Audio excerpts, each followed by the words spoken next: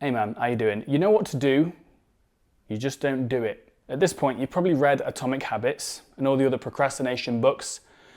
You've watched the YouTube videos of maybe David Goggins telling you to get hard or whatever.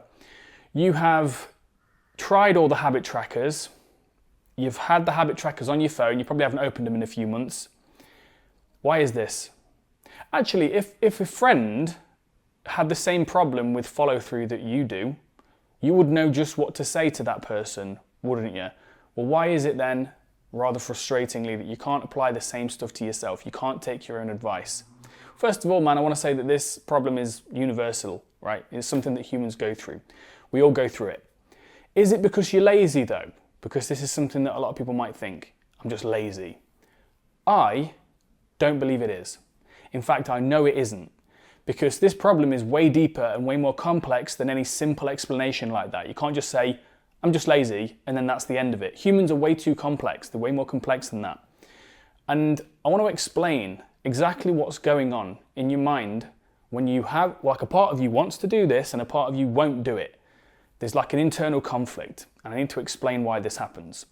And to explain why this happens and ultimately give you some strategies that I've used personally to overcome this in many areas of my life, I'm going to use myself as an example to illustrate what's actually going on. Now, what I'm about to share with you, I'd rather not share with you. But in this channel, I want to keep it real with you.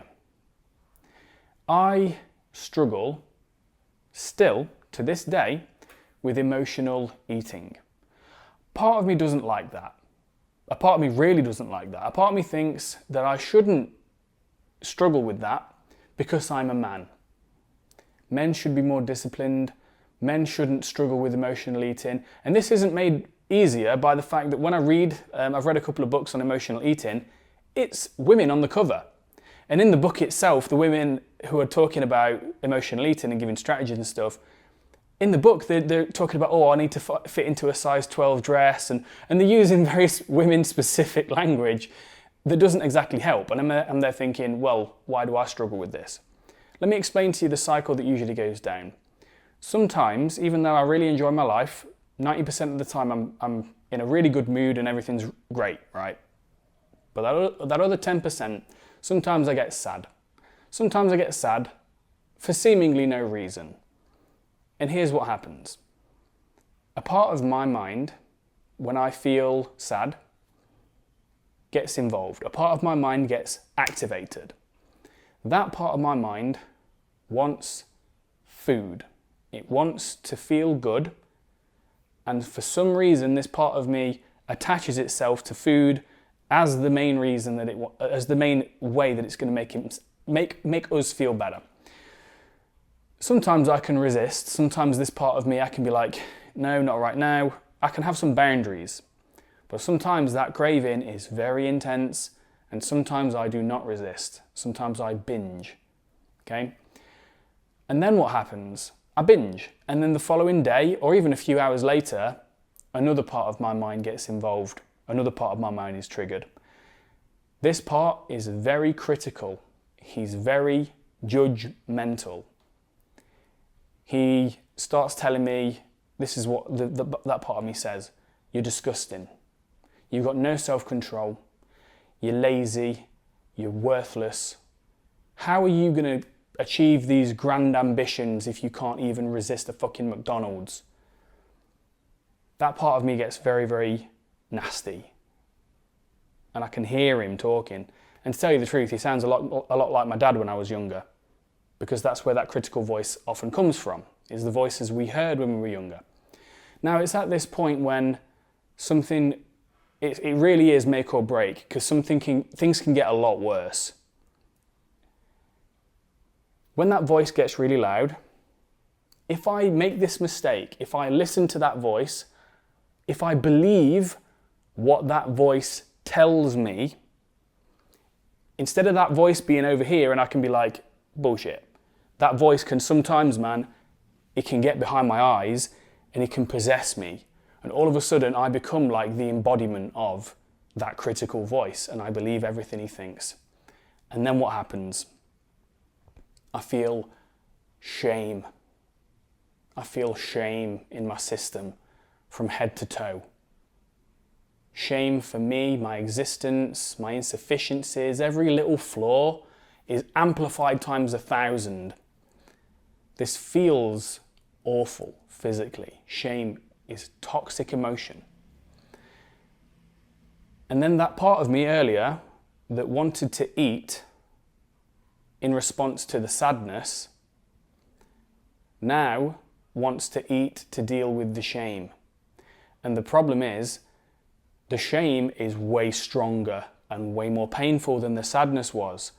So you can imagine that part of me that wants to binge and eat, if he wanted just a McDonald's earlier, can you imagine the kind of binge he wants now to deal with the shame? This is when, previously, like in my life in the past, this cycle is exactly what would lead to me being in a month's, not 1 month, multiple months long binge eating cycle, where I would be neglecting my physical health, I'd be eating terrible food all the time. I would spiral into shame, and that's where I'd stay for months. Now, that cycle seems to only last a week. So progress, right? Progress. So that's the cycle that I just described. That cycle exists in great or small, I believe, in everyone. But let's bring it to you. Let's say, for example, mate, you want to start a copywriting business. You know that takes effort. You need to send emails, you need to send proposals, you need to work on your copywriting skills. These things take effort. You know this. But that part of you, there's a part of you that I call him the younger self, is the part in me that wanted to eat food, and we all have a younger version of ourselves in our mind somewhere. But that part of you doesn't want to do that work. That part of you just wants to sit and watch YouTube all night until 2 o'clock in the morning. Meaningless content, distraction, feels good. That part of you wants to do that. Then that part of you sometimes wins. That part of you takes over. Maybe you don't have any internal boundaries and that part of you just gets involved, and next thing you know, you're watching YouTube and eating shitty food and watching porn and playing video games, and you've not actually taken any action. Now, that critical part that's again in all of us starts making lots of noise, telling you, well, you're never going to become a copywriter, you're never going to make the money that you want to make, you're going to be a loser forever, etc. Then this makes you feel worse, doesn't it? This sets off this shame spiral. It doesn't spur you to take positive action, it makes you feel worse. And then your distractions and the same activities and pleasurable addictive patterns that you used before, now they're even more needed. Because that younger self is like, oh God, that feels terrible. I need to feel good again. What I just described, man, is this internal conflict between different parts of us that want different things. And it is I call it the inner civil war. Now, online, you will come across strategies from alpha bro masculinity coaches and masculine content like Hamza and all these other people, right? And they'll tell you that discipline is essential. If it's hard, do it anyway. Now look, I need to say that discipline is fucking essential. It's essential. Without discipline, that younger self, right, that younger self will take over, he'll drive the bus of our lives and we'll never go anywhere. We'll just do what's pleasurable for the rest of our lives and our life will become a train wreck, okay? So discipline is essential. But what I'm saying here is, discipline with this approach can lack something very important. And that thing that we can lack is self-compassion. Self-compassion. Discipline, driven by shame, will lead us into a cycle of misery. We might become successful in some external way, but we'll be fucking miserable after we've achieved it, because we still are at war with ourselves. Discipline, driven by compassion and self-love. We are disciplined to create a beautiful life for ourselves because we deserve it. It's a very different motivation. So the question is, how do we build that inner compassion, that self-love towards us? How do we build that? We've got to end the civil war. We've got to end the inner civil war, mate. We need to become aware of when the inner critic is speaking. We need to create some distance between us, who we really are, and that critical voice. Writing, journaling, really helps with this. Because when you get the inner critic's voice down on paper and you can look at it, then it's not going to sit behind your eyes and possess you. Meditation helps. Meditation creates that internal space where you can observe your own thinking without being possessed by it. Now, there's no smoke without fire. Sometimes the inner critic, he has a point. This is something to remember, that the inner critic, even though he's nasty, even though he's very judgmental, the inner critic still wants the best for us. There's no part of your mind, no part of our minds that exists for our self-destruction alone. Even the critic wants the best for us. So what we also need to do is give the inner critic some props, something to work with. And the way we do that is we set some boundaries with the younger self. The younger self just wants to watch YouTube shorts until 3 o'clock in the morning or 4 or whatever, or play video games for 6 hours, or eat shitloads of bad food and smoke loads of weed. What we need to do is we need to set some boundaries with the younger self as well.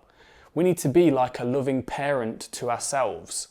We need to treat that part of us like we would actually treat a child that we loved, our own child that we really cared for. Would we really let that child binge eat constantly? Would we let that child play video games all night and have like 3 hours sleep? Would we really let our own child show up in that kind of way in the world if we really loved that child? No, we wouldn't. Love is not letting that kid do what the hell he wants whenever he wants. That's not love. And ultimately, man, the message you should take away from this video is to be a friend to yourself, mate. It's not less manly. It's not less masculine to be loving to yourself. And I promise you, you adopt this strategy, if you can even call it that, of being more loving to yourself, you will get there quicker. You will have everything you want quicker and with way less suffering, I promise. A year ago I made a video on this topic and it was an absolute banger, to be honest, if I may say so myself. So check that video out next, mate. I talk about how I went through 30 days of implementing this strategy, this internal strategy, and how it led to a really solid change in my behavior. Some of those habits I still have to this day. So even though I still struggle with emotional eating, it was still very much worth it. So click that video next, and I will see you in the next one, mate. Peace.